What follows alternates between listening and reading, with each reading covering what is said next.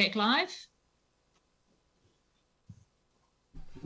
Yep, we are live. Yep, that's great. So welcome back, everyone. So we now move on to item 11, which is the Capital Endowment Fund applications. We're going to be moving through them. We're going to do the St Vincent de Paul, then North Avon BMX Club, then Canterbury Softball, and Woolston Brass we're going to leave till last because I've got a conflict on that one. So we've got, I can see who's in the, I can't, you're all too tiny. Sam, you're sitting there. So Sam, who has worked us through so many grant applications in different areas for the last few years.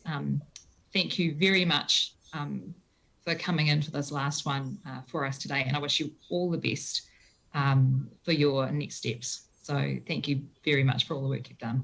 Thank you so much. And yeah, go on. I was just going to say thank you. It's been a pleasure to work with Council in this way and to introduce my replacement in the role. It's really pleasing to introduce Lexi Rubin again to you, but now as the incoming community funding team lead. So Lexi's been in the funding team for a year or so.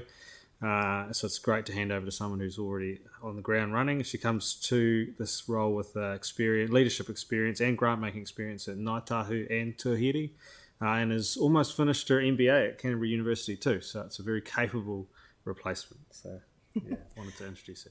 Yeah. Great. Welcome, Lexi. Kia ora, thank into you. the new role. I'm very excited. So if you guys could talk us through just a quick overview, and then we'll get into specific questions on each of the first three. Sure, thank you. So the Capital Endowment Fund was established in 2001 from a sale of an Orion investment. In 2018, the Council established a process for welcoming or to funding community organisations projects, funding projects that are something new, something long-term that benefit the city. And the process for that is to work in with organisations that have a relationship with council through the initiative they're doing, projects that align with the strategic direction of that particular area. And it's great to have 4 really strong applications that have worked through that process with council teams to present to you today. All 4 are excellent and have really good long-term benefits for the city. In the capital, the fund for the available balance for the Capital Endowment Fund is calculated based on projected interest revenue from the capital balance, which is for this year the remaining available funding is $871,000. Based on the current recommendations in front that staff have put forward, you would be carrying forward $71,000 into the next year. There's talk of some amendments this council might make, so we'll perhaps talk to the precise balance later on. But the recommendations we have leave a little bit of wiggle room. So yeah, with that, are there any questions generally about the fund and how it works before we get into specifics? Any questions from anyone? No, that's good because we have done a couple of these before. So specific questions now on the first 3 only, please, and not Woolston Brass. Any questions on those? No. Okay, in that case, what we will do is we will move those 3 recommendations as a block. Mike, are you happy to move those? Yeah. Do I have a seconder for those? Melanie? So what we're doing is we're moving to the grants for St Vincent de Paul, North Avon BMX Club and Canterbury Softball. We have a mover and a seconder. Is there any debate? No, in that case, I'll put that motion. All in favour, please put your thumbs up. Scrolling through desperately. Okay, any against? No, in that case, I declare those ones all carried. And I'm going to hand over the chairing of the rest of the meeting to Councillor Coker, who will go through the Woolston Brass and the close of the meeting with the karakia. Okay, so over to you, Melanie. Thanks, Sarah. First, I ask Sam if you have any specific comments on Woolston Brass first, or do you want to go straight to questions? Yeah, sure. I'll introduce Josh Wharton, who has been the lead assessor on their application, to provide some introductory comments. Thanks, Sam. Just by way of introduction, I'll take the report as generally read, but I wanted to highlight a few reasons of why we reached the recommendation that we did. So the rebuild target of $4 million is quite a large sum to raise for a group with roughly 120 members where their annual surplus is around 30,000. We also looked at the reach and depth of community service that this facility would support. And while it's undoubtable that Woolston Brass have a very large reach, perhaps they might deliver slightly less depth than a St Vincent de Paul housing project, for example. I should also note that after our staff collaboration, Woolston Brass have resubmitted their application with a request to raise their applied amount to 500,000 rather than 350,000 as in the agenda. As staff, we considered the application in context of that new information, but decided not to amend the staff recommendation at this time. Great, thank you, Josh. I guess I'll move to questions now. Does anyone have any questions they'd like to ask staff?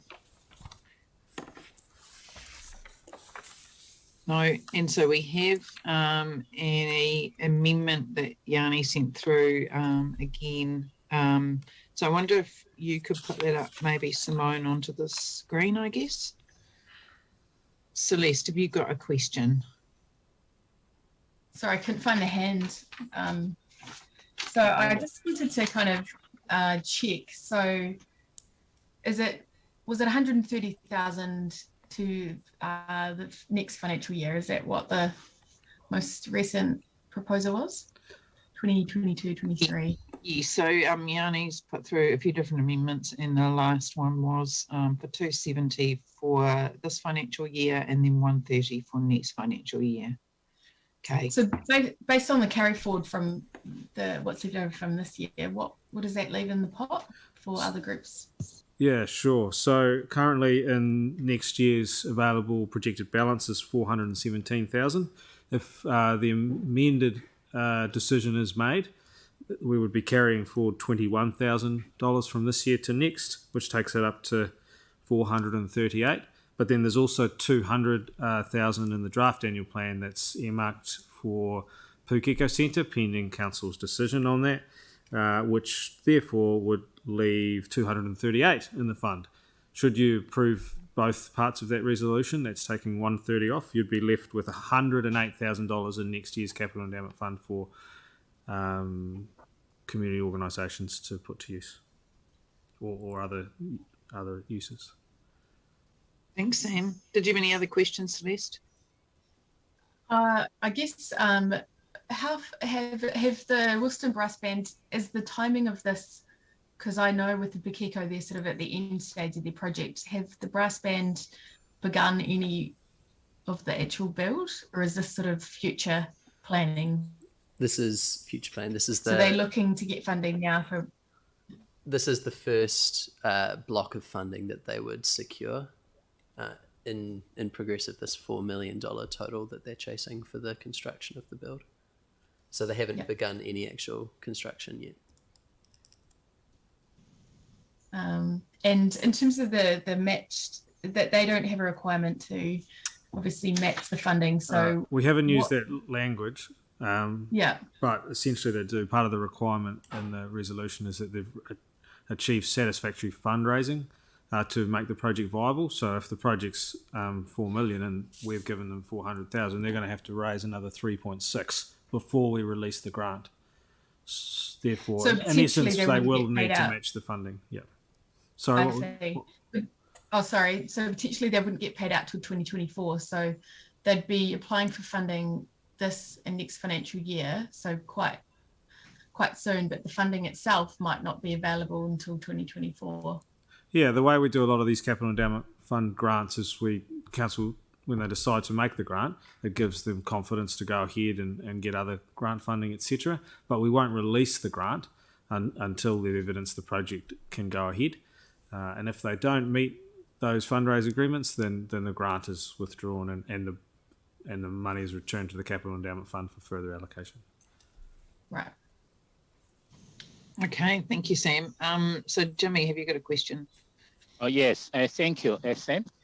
I ask you, because the total for the construction of the building is 4 million, am I right? but either we grant the 200K or 400K for a spree for 2 years, etc. There's focus on the branded room only. Branded room, am I right?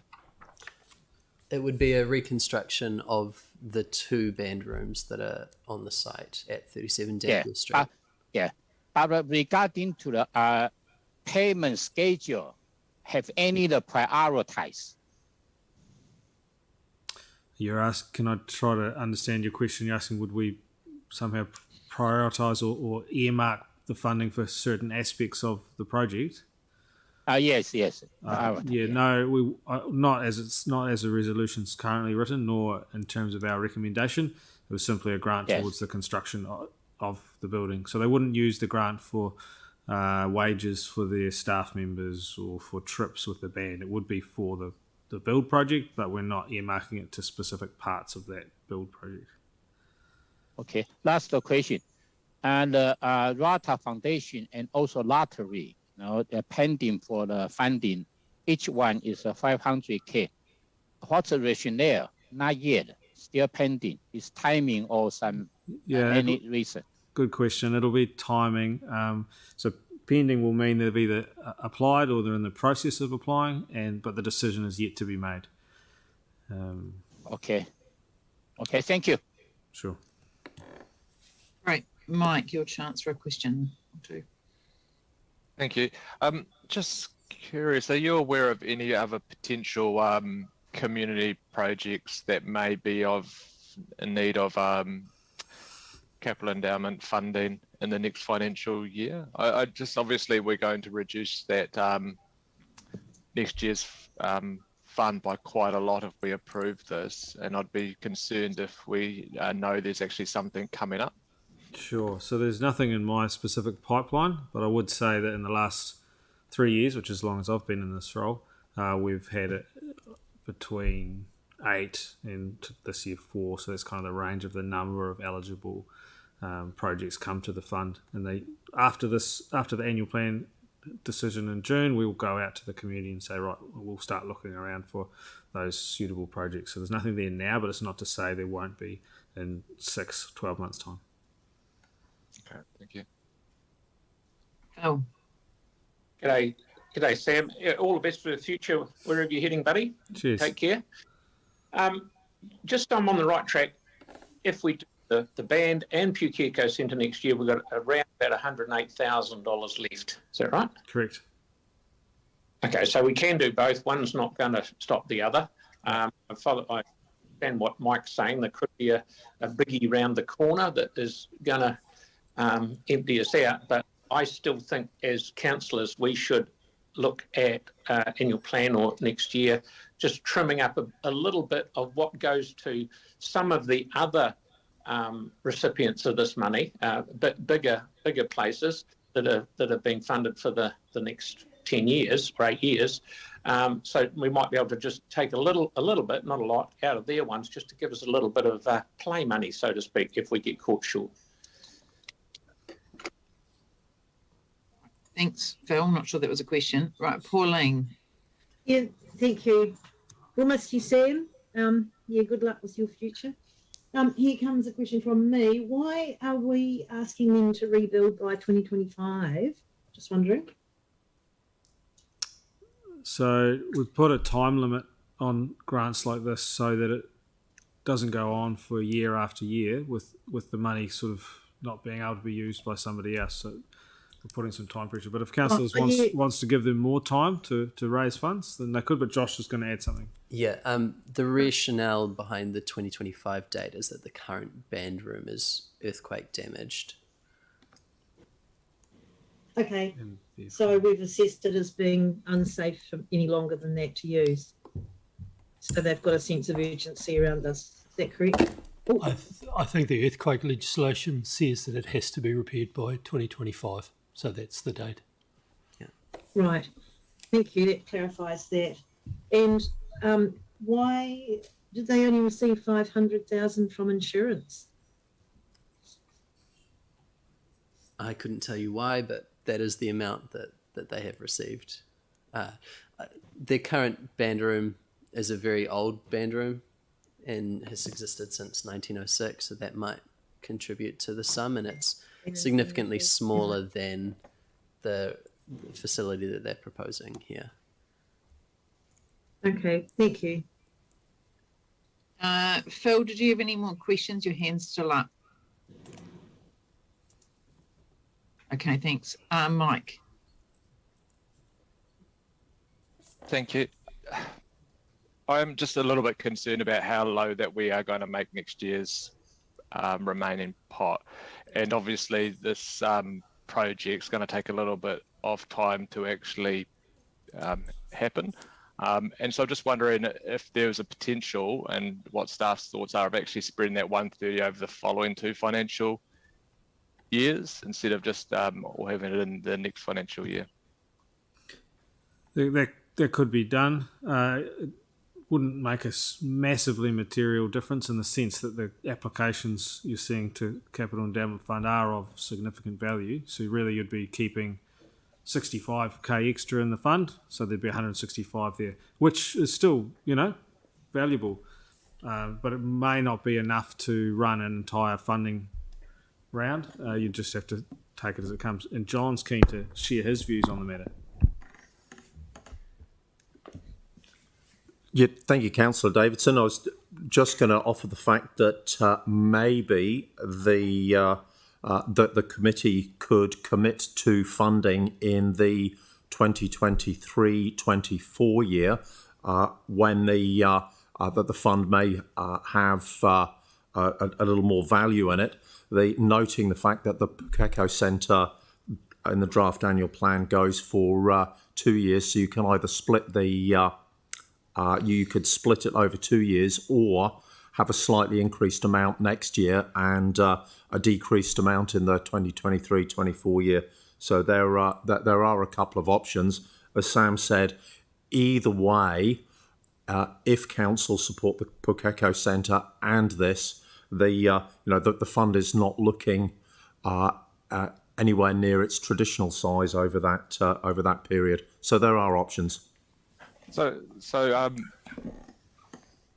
And I guess this will go to Yanni because it's his amendment, but therefore if we actually just did the whole 130 in the 23-24, it won't financial year, it will free up a lot more money for other community groups next financial year, but won't impact the Woolston Brass project. Yeah, is that correct, John? I would suggest that's a fair call, given that they've got a large amount of fundraising to do, and they'll know they've got that 130 coming later on or available. It probably won't hold them back. Yeah, Councillor Davidson, one of the advantages of making a commitment this year and signalling a commitment into the future is it gives the Woolston Brass fundraisers absolute confidence that council is keen to assist, and it allows the Woolston Brass to pass that confidence over to other fundraising efforts. It's always good to get a start, and that might provide the start that they need. Thank you. Through you, Mel, could we just ask if Yanni would be happy to make that change to his I was amendment? going to do that, but first I'll just get Celeste's question and then we can ask Yanni. Sorry, I was actually just going to say what Mike was going to say. Thanks. Okay, great. So, Yanni, would you be happy to alter your amendment to make the 130,000 for the 2023-24 financial year? Yeah, I just don't quite know what the impact would be on their project. It would be good to just check with them. We could make it subject to confirmation from the Woolston Brass Band if it was going to be pushed. We asked it, and staff said it probably. I'll have the staff talk to the Woolston Brass Band, have they? Well, they've got hang on, Pauline. So, Sam, can you answer that? Or Josh? Josh is saying that they want to be doing the building of the new band room in 2024. So given that if we were doing it from that year to 23-24, we could release those funds in July 23 which was ample time Okay. for them to complete their build. So that would be fine. And if that's the desire, then I'm happy to move it to the 230. So it goes back to the original request for that year. So Yanni, just to clarify, you're asking now for 270 for 21-22 and now 230 for 23-24. Is that correct? Yeah, that's fine. Now, Sam, do we know what the amount would be in that financial year? Are we overcommitting ourselves? If it was to be 230?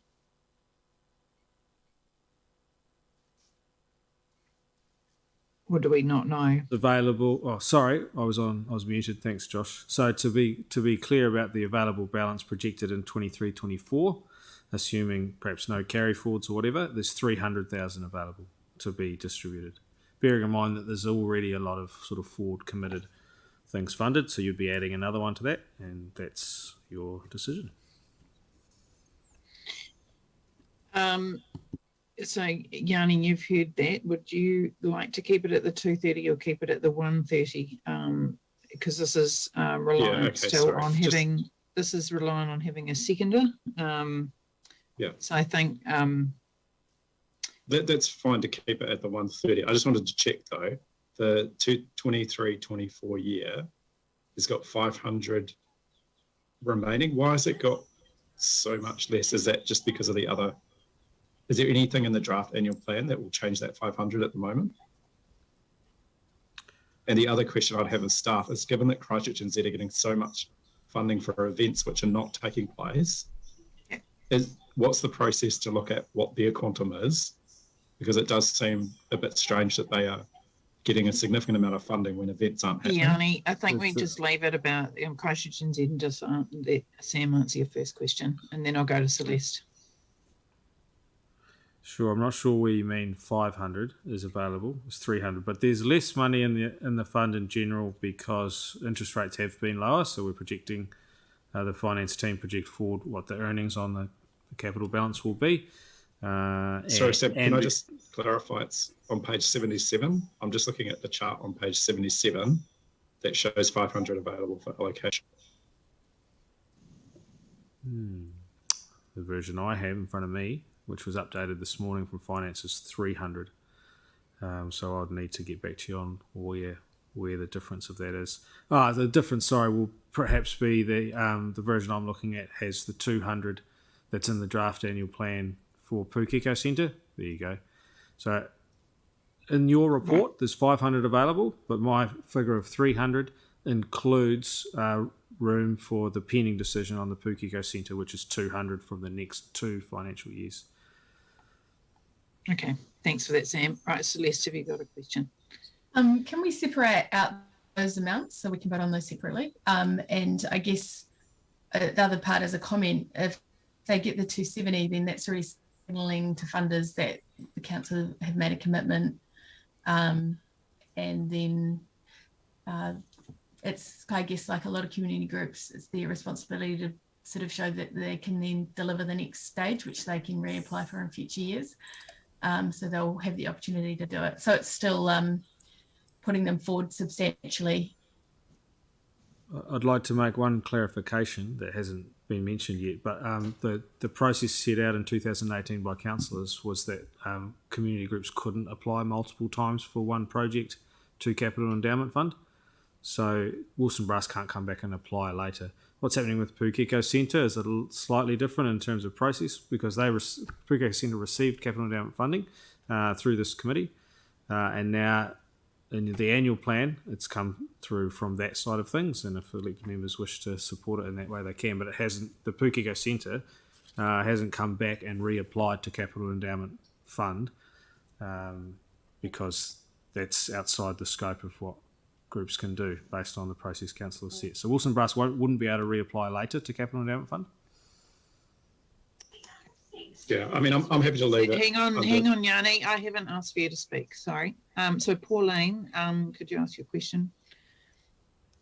Thank you. In the application, this is a general question for applications. When it says rata lotteries, blah, blah, pending. Does that mean that they've actually lodged an application for those organisations? In general, not Or they necessarily. intend- It can mean they plan to apply. So that depends on funding rounds, etc. With large-scale projects like this, groups sometimes like to have some decent grants or fundraising in place before applying to the other funds. DIA, for example, expects certain amounts being raised before they apply. So pending can mean they plan to apply or they have applied but haven't found it. Ross, do you know specifically about this one?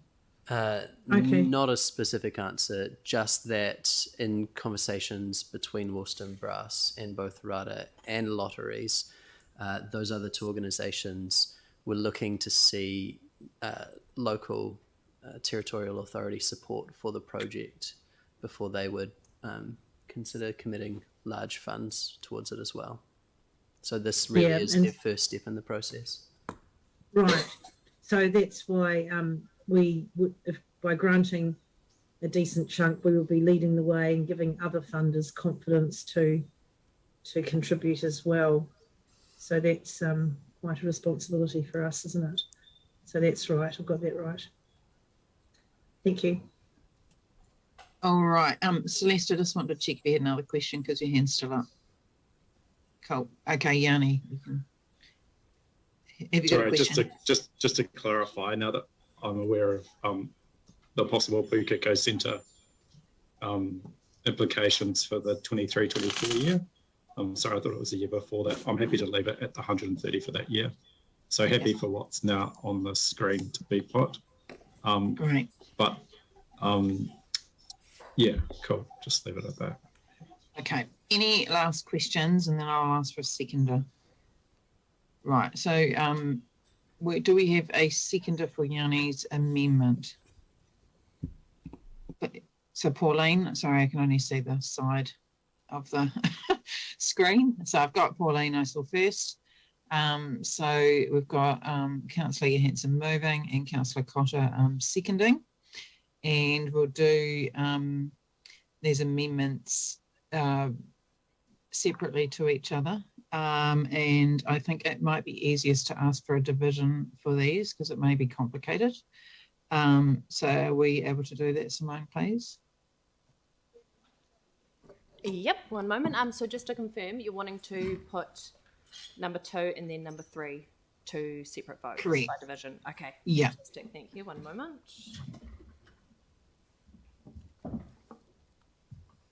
Okay, so for the $270,000 grant under the 2021-2022 Capital Endowment Fund. Okay, so Deputy Mayor Turner? Yes. Councillor Chen? Yes. Councillor Chu?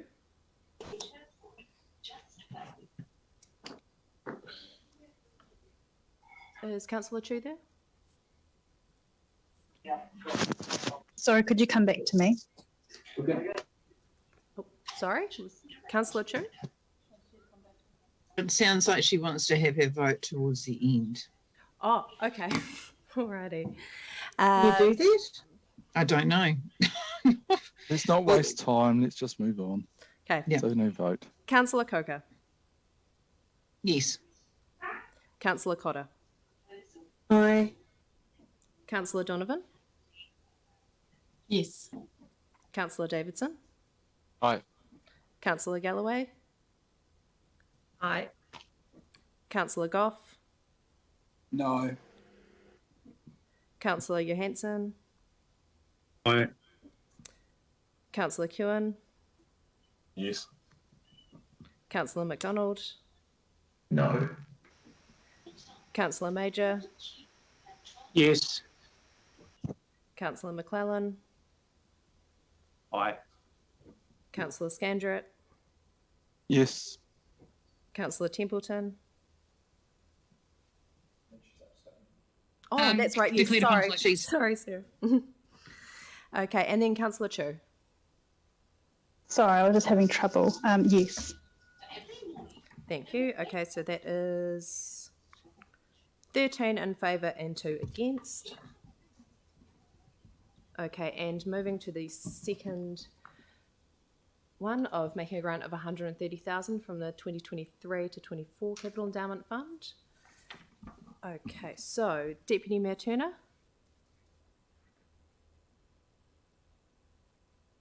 Yes. Councillor Chen, Yes. Councillor Chu, Yes. Councillor Coker, Yes. Councillor Cotter, Aye. Councillor Donovan, Yes. Councillor Davidson, Aye. Councillor Galloway, Yes. Councillor Goff, No. Councillor Johansson, Aye. Councillor Kewen, Yep. Councillor McDonald, No. Councillor Major, Yes. Councillor McClellan, Aye. Councillor Scandrett. Aye. Thank you. That is 13 for and 2 against. We could have done those together, but that's very good. Great. So I think we're at the end of our meeting now. So I'll call on